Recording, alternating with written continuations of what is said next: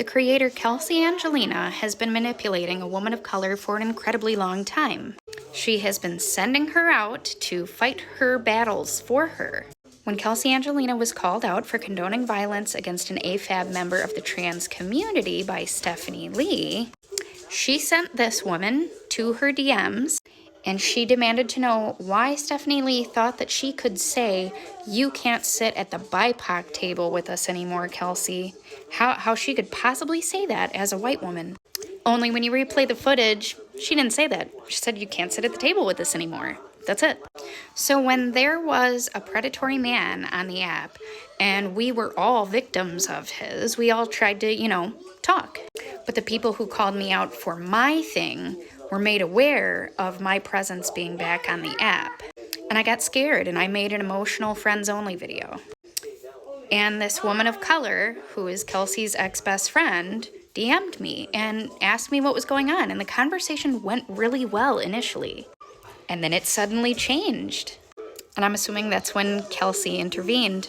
Started saying, "Oh, there's videos of you saying that nobody can tell you what kind of music you can play." That never happened. So in October, when Kelsey came on the internet and said that I bullied a woman of color so badly that she threw herself off of a bridge, I was like, "What? Who?" And for me, that's the most egregious thing you can accuse a person of. And I lost my mom that way. The only thing I did was post a screenshot of that person's profile saying that they were harassing me because I genuinely felt harassed by them. It was for friends only. It had under 10 views and 7 likes before I took it down after realizing I don't want to bring her any unnecessary hate. And it didn't bring her any hate. Nothing came of it. Much later, that person and I had a conversation, and it didn't go well, and I'm assuming that's because Kelsey intervened again. But I kept saying, "But what did I do? I'm sorry about the screenshot," because she already forgave me at the very beginning of the conversation for the screenshot. I said, "I'm sorry, what did I do though? What did I do? I don't understand what I did." And she said, "I made several videos about her." And I'm like, "No, I didn't." Here's how she would trick her. "Don't look, it's terrible, it'll trigger you." She even went as far as calling her and saying racially disgusting things to her, and then saying my friend Stephanie Lee was behind it. This is slander. This woman has collected all of my information. She knows where I work, where I live. She has my phone number, my address. But let's go over some other stuff she lied about. Called the police on B and Punk's, and I guess all of us, but they only went to B and Punk's house, and they came on June 7th. A man tried to break into my house a couple months ago. I think I'm ready to tell y'all why I called and filed a police report on multiple individuals just a couple months ago. I tried to explain a couple months ago in the middle of everything that the reason that I called to file a police report was not because it was just online stuff that I couldn't handle. I am filing a police report today, June 22nd. Well, that's just not adding up now, is it? This one she really wants to keep me quiet about. Donated to my GoFundMe that I had set up, and as a result of that was disgustingly persistent on trying to receive explicit photos of me because he did something kind. I appreciate you very, very much for doing everything that you already have done for me and for even making a video for me too now in regards to this. Like, I really cannot express my gratitude towards you, like, seriously. And you are one of very few men, especially through TikTok, that I genuinely feel safe with. And I really needed you to know that. So I love you and thank you.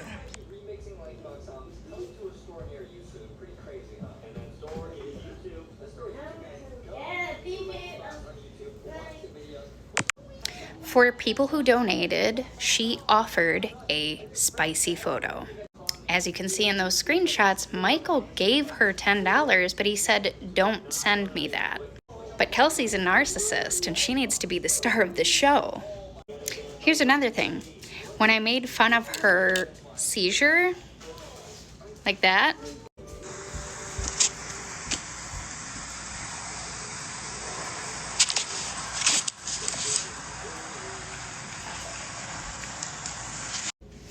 itching of the face, histamine production has increased, pin needle eyes.